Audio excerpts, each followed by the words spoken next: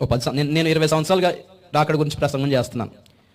అప్పట్లో అంత సీరియస్గా ఎవరు తీసుకోలేదు. ఎందుకు తీసుకోలేదు? నంబర్ 1, నేను చెప్పినట్టుగా ప్రపంచం లేదు అప్పుడు. అంత బాగానే ఉంది.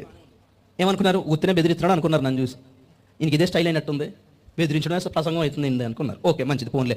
పరిస్థితులు బాగున్నాయి కాబట్టి ఆ ప్రసంగాలు నడవలేదు. అయినా చాలామంది నమ్మినారు, సిద్ధపడుతున్నారు. ఓకే, కానీ ఇప్పుడు పరిస్థితులు ఎలా ఉన్నాయి?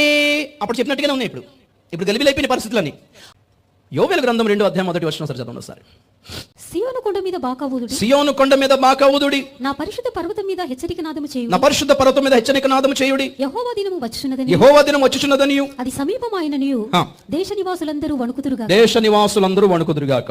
సియోను కొండ అంటే సంఘం అని తెలుసు మనకి. ఆయన పరిశుద్ధ పర్వతం అన్న సంఘమే. ఇప్పుడు హెచ్చరిక నాదము, బాకానాదము. ఏంట బాకానాదం అంటే? హెచ్చరిక నాదమే.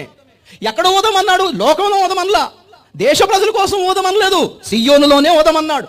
ఏంట బాకానాదం అంటే? మ్యూజిక్, బ్యాండ్, పాటలు కాదు. హెచ్చరిక చేయమన్నాడు, హెచ్చరిక నాదం అన్నాడు. ఎక్కడ ఊదమన్నాడు అంటే? సంఘంలోనే ఊదమన్నాడు. ఇక్కడ మనకు కావాల్సిన పాయింట్ ఏంటంటే, ఇదే మాట ఇంగ్లీష్లో ఉంటుంది తెలుసా? Sound and alarm on my Holi mountain. నా పరిశుద్ధ పర్వతం మీద అలారం మోగించండి అని అన్నాడు అక్కడ ఇంగ్లీష్లో. దేవుని స్తోత్రం చెప్పండి ఒకసారి. మనకు కావాల్సిన పదం ఇది. ఏంటిది? అలారం. చెప్పండి ఏంటిది? ఇప్పుడు అలారం గురించి మాట్లాడుకుందాం. పొద్దున్న 5 గంటలకి రామగుండం స్టేషన్లో ట్రైన్ అందుకోవాలి. ఎన్ని గంటలకు ఉంది ట్రైను? 5 గంటలకి. కాబట్టి అలారం ఎన్ని గంటలకు పెట్టుకుంటాం? కరెక్ట్గా 5:30కా? 5 గంటలుగా కరెక్ట్గా ట్రైన్ 5 అండి, 5కే పెట్టుకుంటాం. అవునా? 3 పెట్టుకుంటాం. చదువుకోవాల్సినవి ఉంటాయి, అంతే కదా? పట్టుకోవాల్సినవి ఉంటాయి, ఆటో మాట్లాడుకోవాల్సినవి ఉంటాయి. సడన్గా ఆటో దొరకవచ్చు, దొరకపోవచ్చు, ఏమో లాస్ట్ మౌంట్లో పరిగెత్తాల్సి వస్తుందేమో, ఏమో ఎందుకైనా మంచిది. కొందరు 4 గంటలకు పెట్టుకుంటారు, కొందరు 3:30 పెట్టుకుంటారు. ఇప్పుడు పాయింట్ ఏంటంటే, 5 గంటలకు ట్రైన్ అన్నప్పుడు నువ్వు 3 గంటలకు ఎందుకు పెట్టుకున్నావు? సిద్ధపడటానికి. చెప్పండి దీనికోసం. అదే ఇప్పుడు అక్కడ ప్రసంగాలు చేస్తున్నానంటే రేపే ప్రభు చేస్తున్నాడన్నా? కాదు కదా. ఒక గడియ ముందు లేచి సిద్ధపడడానికే కదా ఈ ప్రసంగాలు. దేవుని స్తోత్రం చెప్పండి ఒకసారి. ఏమో ఒక 10 సంవత్సరాల తర్వాత వస్తాడో ఎవరికి తెలుసు, 18 సంవత్సరాలు వస్తాడు, మనకేం తెలుసు. కానీ దరిదాపుల్లో ఉన్నాడని మాత్రం అర్థమైపోతుంది. ఒక లెక్కలో 10 సంవత్సరాల తర్వాత రావచ్చు, లేకపోతే ఈలోగానే రావచ్చు అనే విధంగా పరిస్థితులు ఉన్నాయి. కాబట్టి ఎందుకైనా మంచిది, రెడీగా ఉండడం తప్పేంటి అని అలారం మోగించి ముందు ఒక 2 గంటల ముందు పెట్టి అలారం మోగిస్తుంటే ఇంకా టైం ఉందలే అని సాగదీస్తున్నారు. ఇది ఎక్కడ కూడా అర్థం కావట్లేదు నాకు. ఇరుక్కుంటారు వీళ్ళంతా తెలుసా? లాస్ట్ మోట్లో ఇరుక్కునేది వీళ్ళే.